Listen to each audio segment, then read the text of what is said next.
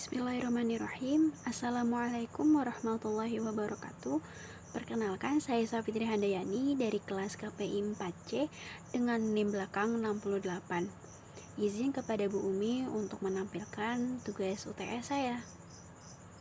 Assalamualaikum warahmatullahi wabarakatuh. Alhamdulillah wassalatu wassalamu ala rasulillah wa ala alihi wa man tabi'ahu. Asyhadu an la ilaha illallah wa asyhadu anna Muhammadar Rasulullah. Amma ba'du.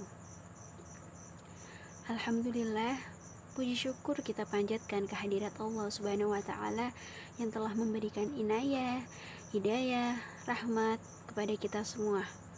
Sholawat serta salam tak lupa kita haturkan ke junjungan kita Nabi Muhammad sallallahu alaihi wasallam. Hadirin, perkenankan saya untuk menyampaikan larangan seorang muslim untuk memiliki sifat tercela.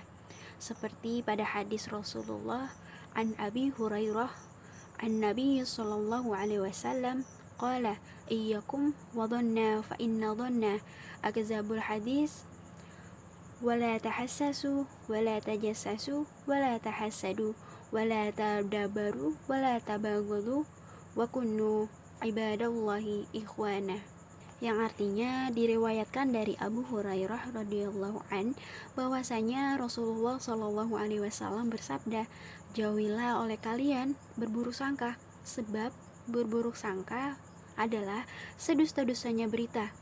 Jangan menyelidiki, jangan memata-matai orang lain, jangan menghasut, jangan membenci, dan jangan saling memusuhi. Jadilah kalian hamba Allah yang saling bersaudara. Dari hadis yang dibacakan tadi, bahwa kita sebagai umat muslim diwajibkan oleh Allah untuk menghindari sifat tercela, karena Allah sangat tidak menyukai hambanya yang menanamkan pada dirinya sifat tercela. Apa saja sih sifat tercela yang Allah larang? Di antaranya ada berburuk sangka, atau yang biasa kita kenal dengan suudzon. Berburuk sangka di sini adalah kita menyangka bahwa seseorang telah melakukan sesuatu hal kejelekan, sesuatu hal keburukan, yang padahal diri kita sendiri ini tidak mengetahui apa sebabnya yang jelas. Tentu perbuatan ini sangat Allah benci, dan perbuatan ini adalah salah satu dari dosa besar yang Allah sangat benci. Dari berburuk sangka ini sangat berbahaya untuk kita semua sebagai umat muslim, karena dengan berburuk sangka ini hadir dari diri kita, dari ucapan kita yang kemudian kita sebarkan ke orang banyak, yang akhirnya menimbulkan bisa menjelekan orang tersebut yang kita maksud, dan kemudian bisa menjadikan tali silaturahmi kita terputus dengan saudara sesama muslim kita. Na'udzubillah, tsumma na'udzubillah. Lalu bagaimana dengan berburuk sangka yang hal itu benar adanya, seperti yang dikatakan oleh Bakar Abdillah bin Al-Muzani, bahwasanya berhati-hatilah kalian atas perkataan kalian, meskipun benar kalian tidak akan mendapatkan pahala darinya, dan apabila salah kalian akan menanggung dosa, yaitu berburuk sangka kepada saudara kita. Jadi meskipun perkataan atau suudzon kita terhadap orang lain itu benar adanya, kita tidak akan mendapatkan pahala. Terlagi apabila hal tersebut salah, kita akan menanggung dosa. Lalu sebaiknya apa yang harus kita lakukan?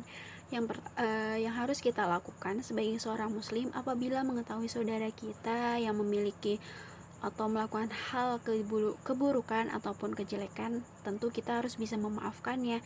Kita harus bisa melapangkan diri kita, melapangkan dada kita, bahwa mungkin saudara kita memiliki alasan tertentu yang seharusnya tidak perlu kita ketahui. Jadi sebagai umat muslim, kita harus bisa menjaga tali silaturahmi kita dengan saudara sesama muslim, dengan kerabat kita, dengan siapapun, untuk tidak berburuk sangka. Kemudian yang kedua adalah dilarang kita untuk menyelidiki juga memata-matai orang, karena dengan menyelidiki ini atau memata-matai orang lain tentu akan mengganggu privasi orang tersebut, Karena sejatinya ada hal-hal yang harus dirahasiakan, ada hal-hal yang hanya diri orang tersebut dengan Allah saja yang tahu. Tapi ada penyelidikan juga memata-matai yang diperbolehkan oleh Allah, yaitu ketika kita menyelidiki seorang bandar narkoba, menyelidiki seorang yang melakukan kejahatan, juga segala penyelidikan yang menciptakan kemaslahatan bagi masyarakat banyak.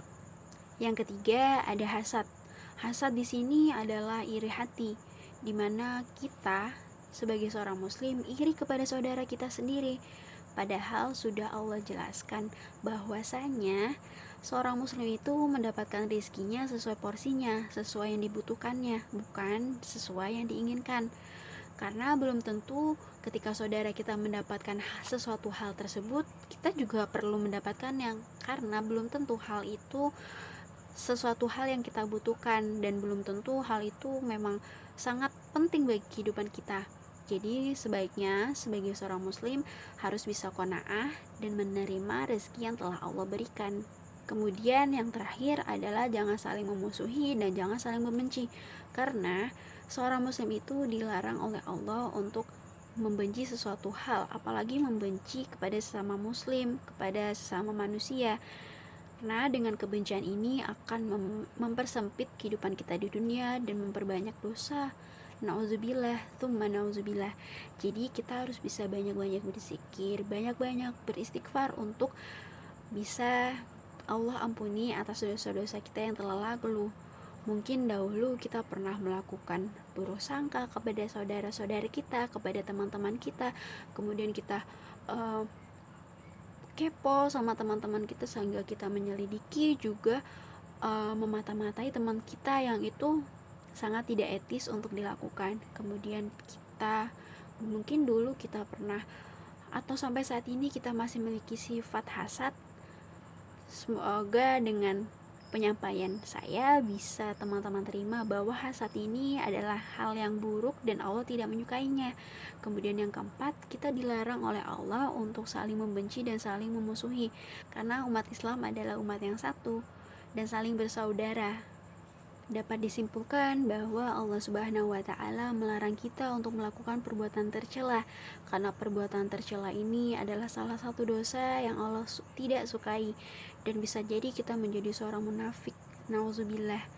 Semoga penjelasan yang saya sampaikan bisa bermanfaat untuk saudara-saudara semua, untuk teman-teman semua, dan bisa dilaksanakan di kehidupan keseharian.